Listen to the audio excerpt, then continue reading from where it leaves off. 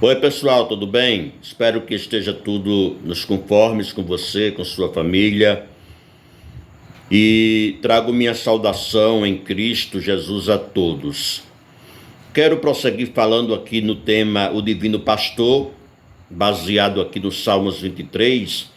E neste vídeo eu quero falar sobre o Vale da Sombra da Morte.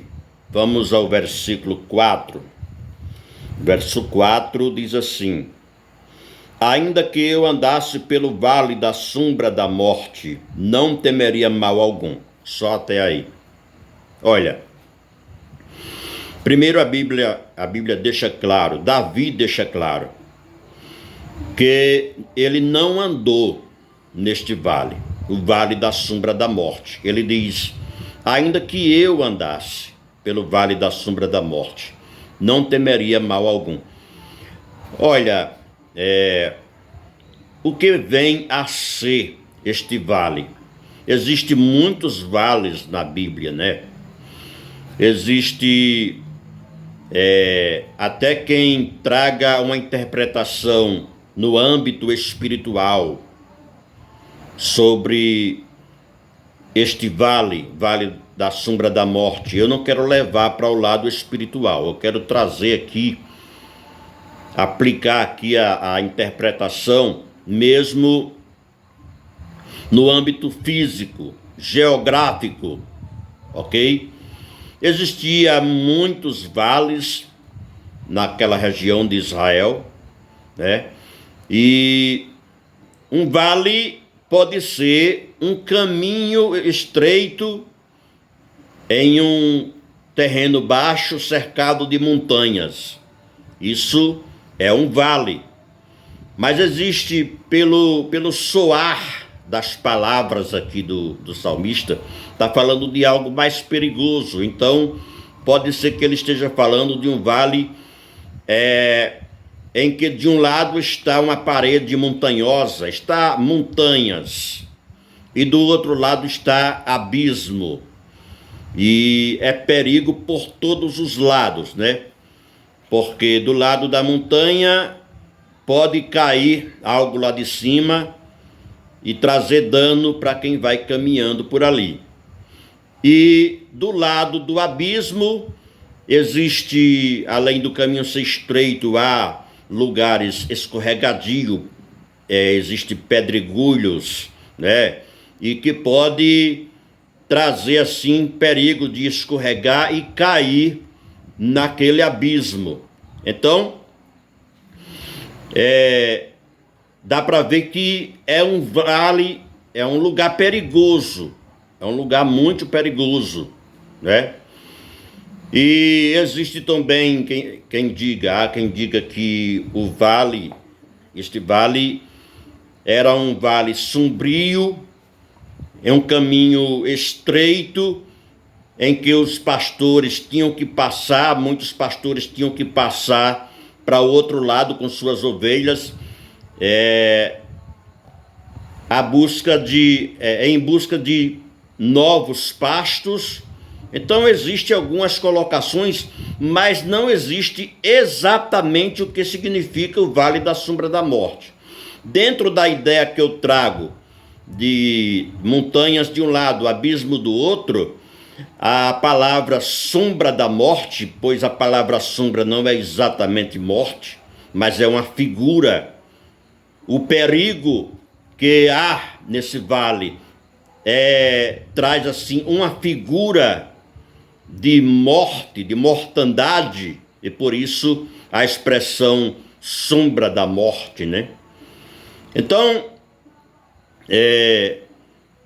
resumindo, trazendo assim um resumo sobre o assunto, aqui trata-se das palavras de um sofredor.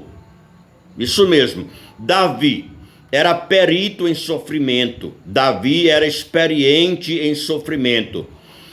Quando lemos em 1 Samuel, por exemplo, capítulo 18, versículo 7, quando as mulheres fizeram um grupo musical e cantavam em alta voz, dizendo: Saul matou milhares e Davi matou 10 milhares.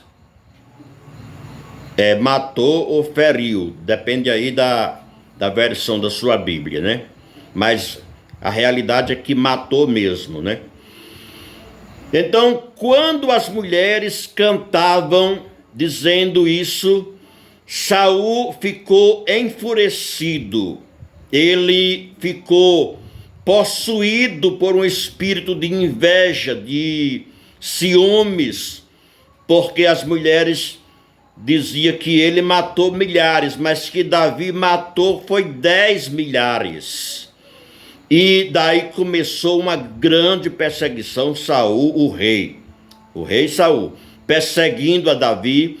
Pode-se ver, eu não vou ler aqui, mas vou só citar, ainda 1 Samuel capítulo 19, logo mostra-nos essa perseguição da parte do rei Saul contra Davi, e Jonatas, que está entre os que receberam ordem para matar a Davi, mas só que Jonatas, filho de Saul, era amigo de Davi e veio avisar Davi. Você confere isso em 1 Samuel capítulo 19, avisando a Davi que se escondesse, porque o seu pai, o rei Saul, estava querendo a todo custo a sua vida. No capítulo 23, ainda de 1 Samuel, versículo 14, a partir do versículo 14, a perseguição continua acirrada contra Davi. O rei procurando Davi para o matar no deserto de Zif.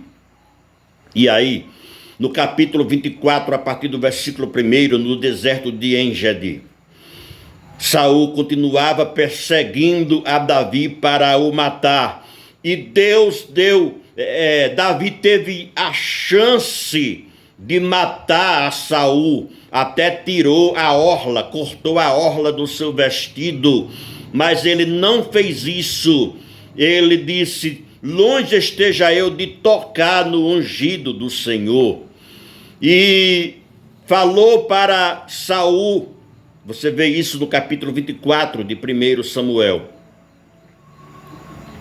Falou para Saul que não era seu inimigo e que não tinha feito nenhum mal para que fosse digno de morte, só tinha feito o bem. Mas Saul, ele entrava em acordo, mas logo ele se enfurecia novamente. Logo ele ficava enfurecido novamente, porque existia um espírito maligno já na vida de Saul, procurando matar o servo de Deus Davi. Então, muitos sofrimentos, não dá para falar nesse vídeo sobre o que Davi passou com a sua família.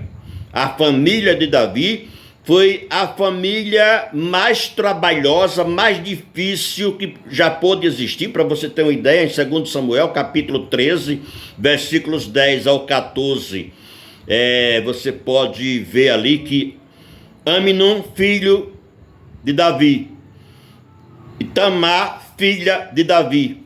Aminon estuprou a sua própria irmã Tamar. Houve aí um estupro, estupro e incesto no caso, né? Com a sua própria irmã, tudo filho de Davi. No mesmo capítulo 13, versículo 28, observe isso, que versículos 28 e 29, Absalão, outro filho de Davi, manda os seus homens matar a Aminon. Então vai aí, né? Você pode ver aí tudo em família. Todos os filhos de Davi foram complicados. E isso inclui Salomão, porque começou bem, mas lá na frente você já viu, né? Conhece a história de Salomão, como ele se desviou, se apostatou da fé, de tal maneira que a Bíblia mostra-nos tudo ali. Então, No capítulo 18 de 2 Samuel, versículos 14 e 15, Joabe, que era um comandante, né? Comandante do exército do rei Davi, agora já rei. Joabe, com seus homens, mata Absalão.